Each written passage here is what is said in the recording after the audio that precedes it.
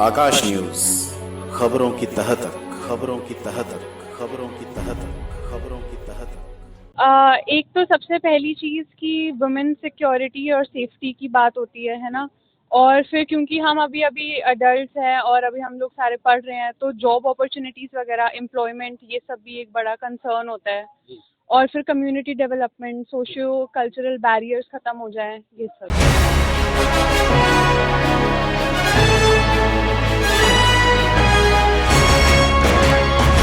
लोकतंत्र का महापर्व अब समाप्त हो चुका है और मतदाताओं ने अपने मताधिकार का प्रयोग कर सत्ता में कौन आएगा ये तय भी कर दिया है।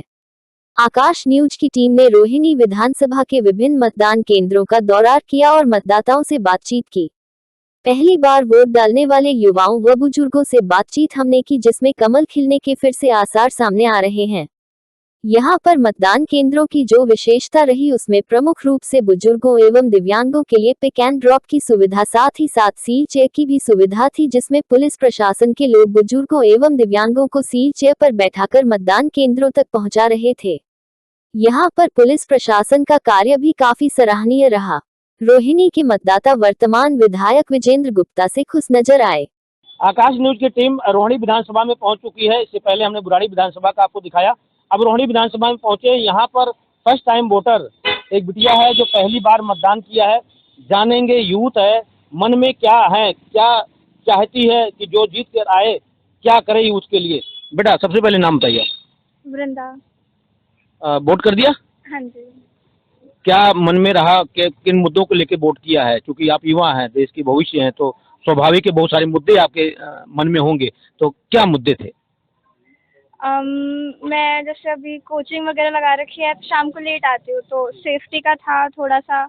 और वही है, सेफ्टी, क्लीनलीनेस, थोड़ा सा। सरकार अगर दिल्ली में आती है तो ज्यादा काम कर पाएंगे, ये ज्यादा इनको बल मिलेगा, ताकत मिलेगी।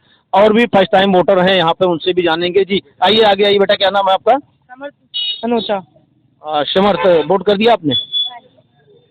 किन मुद्दों के आधार पर किया है वोट? आपको क्या लगा कि क्या क्या चीजें बेहतर होनी चाहिए? जी, एक तो देखो, एक तो केजरीवाल का वादा था यमुना साफ करेगा, वो तो लग ही नहीं रहा कि अगले वाले 5 साल में भी हो पाएगी, जैसी हालत है। और यहाँ पे सड़कों पे गड्ढे नहीं, गड्ढों में सड़कें हैं, वो ठीक नहीं हो रही, जिसकी वजह से बहुत ज़्यादा एक्सीडेंट्स होते हैं, बहुत लोगों की जान जाती है। और कुछ खास बदलाव समझ तो आया नहीं। 5 सालों में सिर्फ अपनी जेबें भरे जा रहे हैं, जनता की जेबें खाली हो रही हैं। ये अपने शीश महलों में आराम। नहीं, आप युवा हैं, आप उन पे मत जाइए राजनीति पे। आपको क्या बेहतर चाहिए? क्योंकि यूथ है तो यूथ के लिए क्या सरकार ज्यादा करे? आपको तो भविष्य देखना है। स्टडी सबसे ज़्यादा यूथ के लिए काम आती है।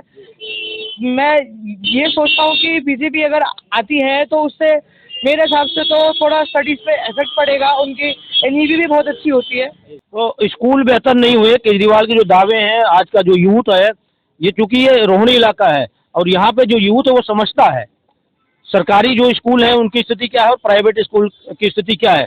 दावों से काम नहीं चलता है, काम करने से काम चलता है।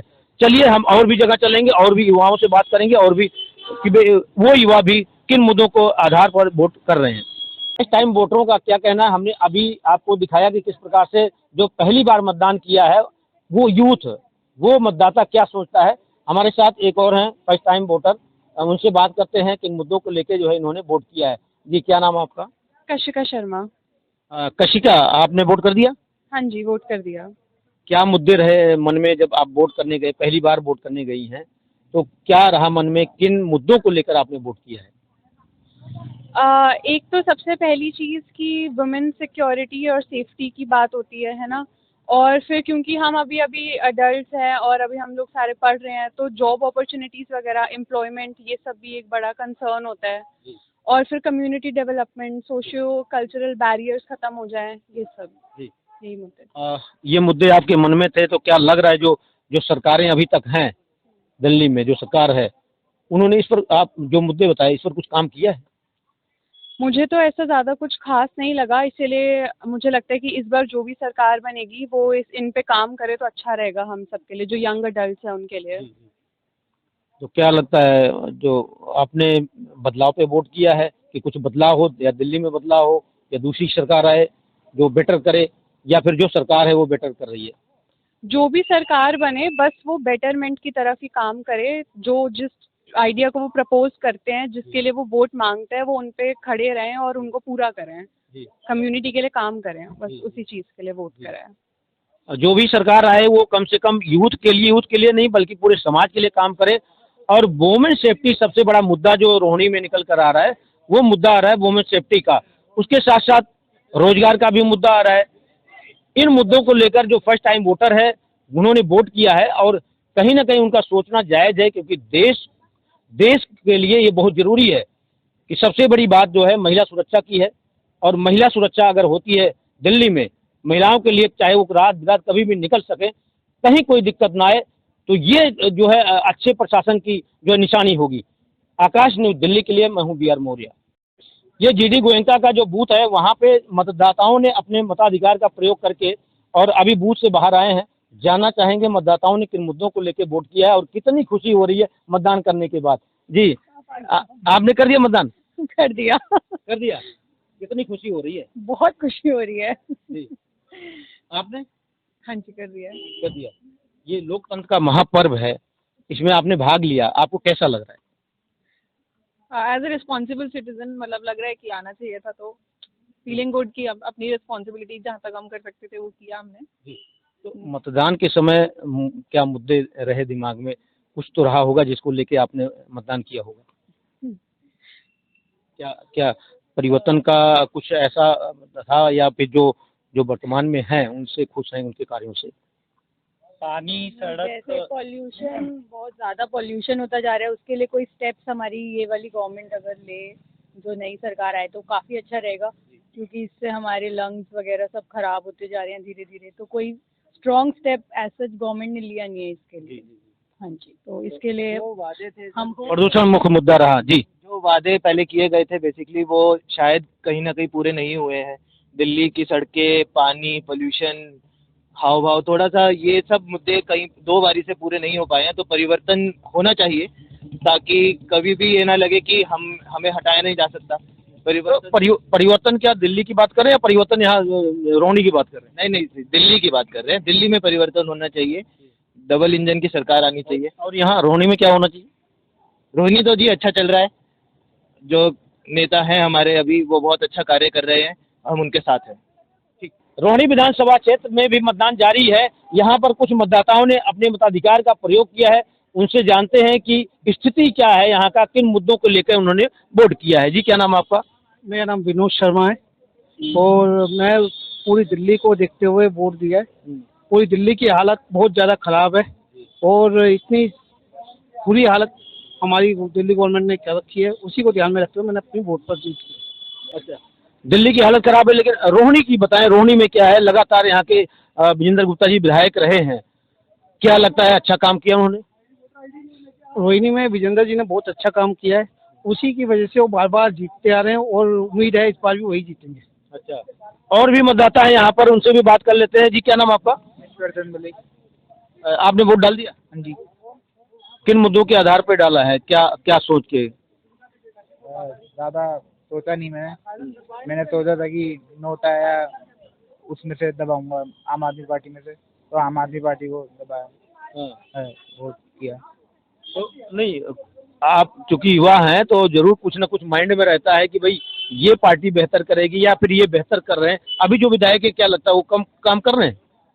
तो मैं जितना ऑब्जर्व किया था कि आम आदमी पार्टी ने मेरे स्कूल के टाइम से लेकर अब तक स्कूल में बदलाव आया है और मेडिकल भी आया है, बट इस चीज़ का मेरे को नहीं मतलब वो नहीं मिला, बट महसूस किया है, मतलब देखा है मैंने कि चेंज आया है। अभी मेरे ब्रदर ने फ्री बी की बात की।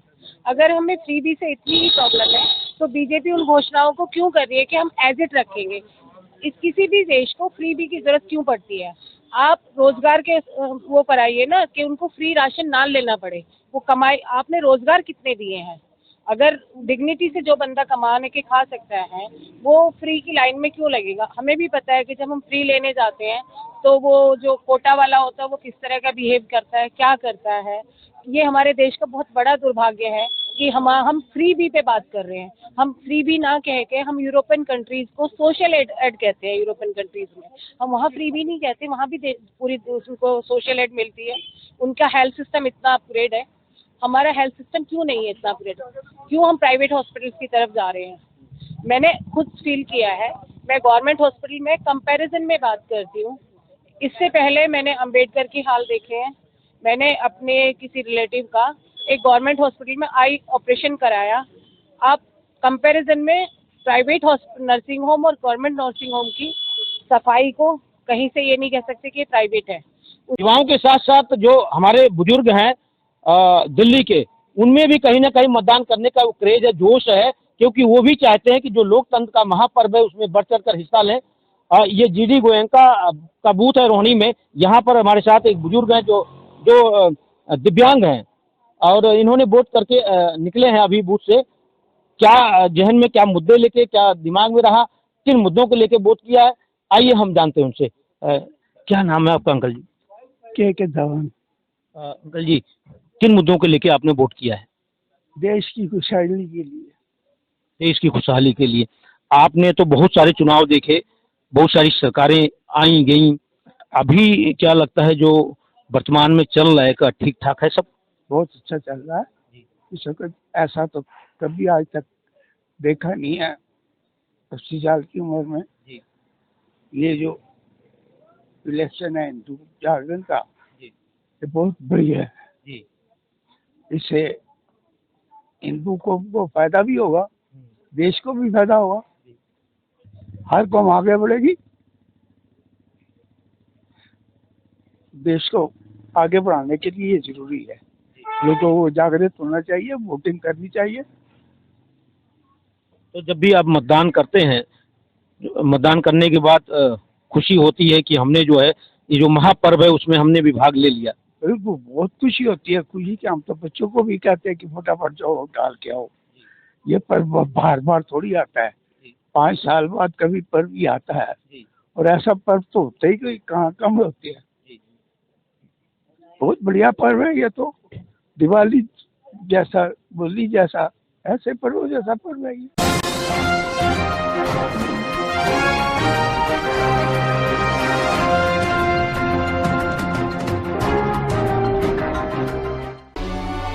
आकाश न्यूज, खबरों की तह तक, खबरों की तह तक, खबरों की तह तक, खबरों की तह तक।